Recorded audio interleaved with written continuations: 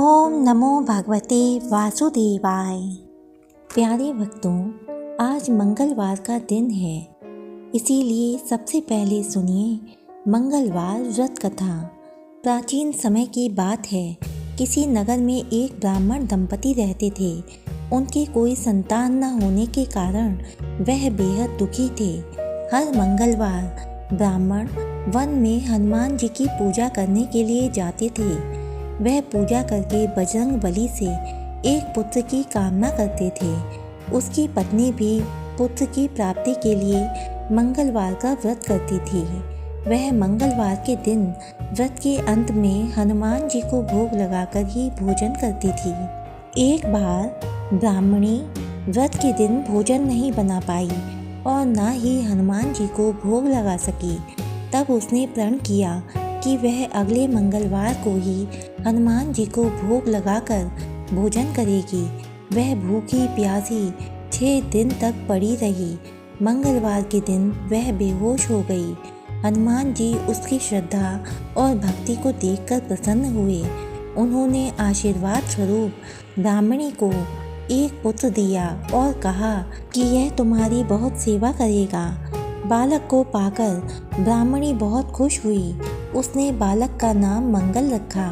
कुछ समय के बाद जब ब्राह्मण घर आया तो बालक को देखकर पूछा, वह कौन है? पत्नी बोली कि मंगलवार व्रत से प्रसन्न होकर हनुमान जी ने उसे यह बालक दिया है। यह सुनकर ब्राह्मण को अपनी पत्नी की बात पर विश्वास नहीं हुआ। एक दिन मौका पाकर ब्राह्मण ने बालक को कुएं में गिरा दिया। घर पर लौटने पर ब्राह्मणी ने पूछा कि मंगल कहाँ है? तभी पीछे से मंगल मुस्कुरा कर आ गया। उसे वापस आकर देख ब्राह्मण चौंक गया। उसी रात बजरंगबली ने ब्राह्मण को सपने में दर्शन दिए और बताया कि यह पुत्र उन्होंने ही उसे दिया है। सच जानकर ब्राह्मण बहुत खुश हुआ, जिसके बाद से ब्राह्मण दंपति नियमित रूप से मंगलवार का व्रत रखने लगे। मंगलवार का व्रत रखने वाले मनुष्य पर हनुमान जी की अपार कृपा होती है। हे भगवान बजरंगबली, जिस प्रकार आपने ब्राह्मण दंपति की मनोकामनाएं पूर्ण की और उन पर अपनी कृपा बनाई, उसी प्रकार आपकी यह कथा कहने वाले और सुनने वाले सभी की मनोकामनाएं पूर्ण करना, सभी पर अपनी कृपा बनाना। जय श्री राम। और अब सुनिए पौष मास महात्म्य कथा का अध्याय 16, जिसमें आप सुनेंगे पद्म पुराण से एकोदिष्ट आदि श्राद्धों की विधि तथा श्राद्धोपयोगी तीर्थों का वर्णन। पुलत्स्य जी कहते हैं, राजन, अब मैं एकोदिष्ट श्राद्ध का वर्णन करूँगा, जिसे पूर्व काल में ब्रह्मा जी ने बतलाया था। साथ ही यह भी बतलाऊँगा कि पिता के मरने पर पुत्रों को किस प्रकार अशीच का पालन करना चाहिए। ब्राह्मणों में मरना शौच 10 दिन तक रखने की आज्ञा है। क्षत्रियों में 12 दिन, वैश्यों में 15 दिन तथा शूद्रों में 1 महीने का विधान है। यह अशौच सपिंड अर्थात 7 पीढ़ी तक के प्रत्येक मनुष्य पर लागू होता है। यदि किसी बालक की मृत्यु चूड़ाकरण के पहले हो जाए तो उसका अशौच 1 रात का कहा गया है। उसके बाद उपनयन के पहले तक 3 रात तक अशौच रहता है। जनना शौच में भी सब वर्णों के लिए यही व्यवस्था है। अस्थि संचयन के बाद अशौचग्रस्त पुरुष के शरीर का स्पर्श किया जा सकता है। प्रेत के लिए 12 दिनों तक प्रतिदिन पिंडदान करना चाहिए, क्योंकि वह उसके लिए पाथेय अर्थात राह खर्च है। इसलिए उसे पाकर प्रेत को बड़ी प्रसन्नता होती है। द्वादशाह के बाद ही प्रेत को यमपुरी में ले जाया जाता है। तब तक वह घर पर ही रहता है। अतः 10 रात तक प्रतिदिन उसके लिए आकाश में दूध देना चाहिए। इससे सब प्रकार के दाह की शांति होती है तथा मार्ग के परिश्रम का भी निवारण होता है। दशा के बाद 11वें दिन जबकि सूतक निवृत्त हो जाता है, अपने गोत्र के 11 ब्राह्मणों को ही बुलाकर भोजन कराना चाहिए। अशौच की समाप्ति के दूसरे दिन एकोदिष्ट श्राद्ध करें। इसमें ना तो आवाहन होता है, ना अग्नोपरण, अर्थात अग्नि में हवन, विश्व वेदों का पूजन आदि भी नहीं किया जाता है। एक ही पवित्री, एक ही अर्घ और एक ही पिंड देने का विधान है। अर्घ और पिंड आदि देते समय प्रेत का नाम लेकर तवो प्रतिष्ठताम अर्थात तुम्हें प्राप्त हो ऐसा कहना चाहिए। उसके बाद तिल और जल छोड़ना चाहिए। अपने किए हुए दान का जल ब्राह्मण के हाथ में देना चाहिए तथा विसर्जन के समय अभिरम्यताम कहना चाहिए। शेष कार्य अन्य श्राद्धों की ही भांति जानना चाहिए। उस दिन विधि पूर्वक शय्यादान, फल, वस्त्र समन्वित कांचन, पुरुष की पूजा तथा द्विज दंपति का पूजन भी करना आवश्यक है। एकादशः श्राद्ध में कभी भोजन नहीं करना चाहिए। यदि भोजन कर लें तो चंद्रायण व्रत करना उचित है। सुयोग्य पुत्र को पिता की भक्ति से प्रेरित होकर सदा ही एकोदिष्ट श्राद्ध करना चाहिए।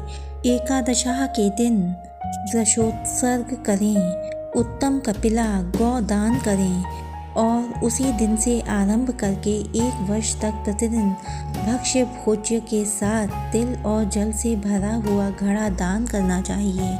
इसी को कुंभदान कहते हैं। तदनंतर वर्ष पूरा होने पर सपिंडीकरण श्राद्ध होना चाहिए। सपिंडीकरण के बाद प्रेत प्रेतत्व से मुक्त होकर पावर्ण श्राद्ध का अधिकारी होता है तथा गृहस्थ के वृद्धि संबंधी कार्यों में अभ्युदायिक श्राद्ध का भागी होता है। सपिंडीकरण श्राद्ध देव श्राद्ध पूर्वक करना चाहिए, अर्थात उसमें पहले विश्व देवों की फिर पितरों की पूजा होती है। सपिंडीकरण में जब पितरों का आवाहन करें तो प्रेत का आसन उनसे अलग रखें। भीष्म जी ने पूछा, ब्राह्मण हव्य और कव्य का दान मनुष्यों को किस प्रकार करना चाहिए? पितृलोक में उन्हें कौन ग्रहण करते हैं? यदि इस मृत्युलोक में ब्राह्मण श्राद्ध के अन्न को खा जाते हैं या अग्नि में उसका हवन कर दिया जाता है तो शुभ और अशुभ योनियों में पड़े हुए प्रेत उस अन्न को कैसे खाते हैं? उन्हें वह किस प्रकार मिल पाता है? पुलत्स्य जी बोले, राजन, पिता वसु के पितामह रुद्र के तथा प्रपितामह आदित्य के स्वरूप हैं, ऐसी वेद की श्रुति है। पितरों के नाम और गोत्र ही उनके पास हव्य और कव्य पहुँचाने वाले हैं। मंत्र की शक्ति तथा हृदय की भक्ति से श्राद्ध का सार पहाड़ पितरों को प्राप्त होता है। अग्निश्वात आदि दिव्य पितर पितामह आदि के अधिपति हैं। वे ही उनके पास श्राद्ध का अन्न पहुँचाने की व्यवस्था करते हैं। पितरों में से जो लोग कहीं जन्म ग्रहण कर लेते हैं उनके भी कुछ न कुछ नाम, गोत्र तथा देश आदि तो होते ही हैं। दिव्य पितरों को उनका ज्ञान होता है और वे उसी पते पर सभी वस्तुएं पहुंचा देते हैं। अतः यह भेंट पूजा आदि के रूप में दिया हुआ सब सामान प्राणियों के पास पहुंचकर उन्हें तृप्त करता है। यदि शुभ कर्मों के योग से पिता और माता दिव्य योनि को प्राप्त हुए हों तो श्राद्ध में दिया हुआ अन्न अमृत होकर उस अवस्था में भी उन्हें प्राप्त होता है।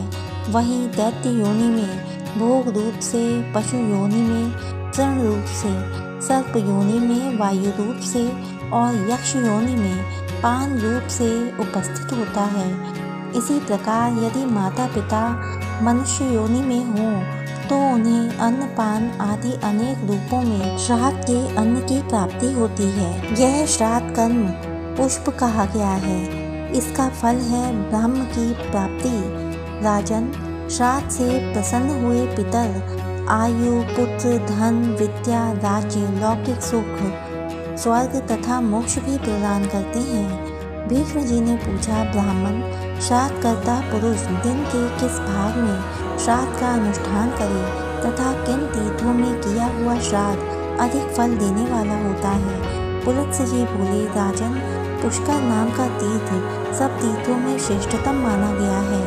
वहाँ किया हुआ दान, होम और जप निश्चय ही अक्षय फल प्रदान करने वाला होता है। वह तीर्थ पितरों और ऋषियों को सदा ही परम प्रिय है। इसके सिवा नंदा, ललिता तथा मायापुरी अर्थात हरिद्वार भी पुष्कर के ही समान उत्तम तीर्थ हैं। मित्रपद और केदार तीर्थ भी श्रेष्ठ हैं। गंगा सागर नामक तीर्थ को परम शुभदायक और सर्व तीर्थ में बताया गया है। ब्रह्मसर तीर्थ तथा सतलज नदी का जल भी शुभ है। नैमिषारण्य नामक तीर्थ तो सब तीर्थों का फल देने वाला है। वहाँ गोमती में गंगा का सनातन स्रोत प्रकट हुआ है। नैमिषारण्य में भगवान यज्ञ वराह और देवाधिदेव शूलपाणि विराजते हैं। इक्षुमती नामक तीर्थ पितरों को सदा प्रिय है। कुरुक्षेत्र अत्यंत पुण्यमय तीर्थ है। राजन नीलकंठ नाम से विख्यात तीर्थ भी पितरों का ही तीर्थ है। ओंकार तीर्थ कावेरी नदी, कपिला का जल, चंडवेगा नदी में मिली हुई नदियों के संगम तथा अमरकंटक, ये सब पितृ तीर्थ हैं। अमरकंटक में किए हुए स्नान आदि पुण्य कार्य कुरुक्षेत्र की अपेक्षा 10 गुना उत्तम फल देने वाले हैं। इनके अतिरिक्त एक कायोवरोहण नामक तीर्थ है, जहाँ किसी ब्राह्मण के उत्तम भवन में देवाधिदेव त्रिशूलधारी भगवान शंकर का तेजस्वी अवतार हुआ था। शतवटा नदी, ज्वाला शद्वी नदी, श्री कृष्ण तीर्थ द्वारकापुरी, मालवती नदी, गिरिकर्णिका, दक्षिण समुद्र के तट पर विद्यमान भूतपाप तीर्थ, गोकर्ण तीर्थ, गजकर्ण तीर्थ, परम उत्तम चक्र नदी, श्रीशैल, शाक तीर्थ, नारसिंह तीर्थ, महेंद्र पर्वत, इन सब तीर्थों में किया गया श्राद्ध भी सदैव अक्षय फल प्रदान करने वाला माना गया है। ओम नमो भगवते वासुदेवाय। भक्तों, अब तक की कथाएं सुनने के लिए आपका बहुत बहुत धन्यवाद। इससे आगे की कथाएं सुनने के लिए हमारे चैनल को सब्सक्राइब करें, वीडियो को लाइक करें। जय श्री कृष्णा, राधे राधे।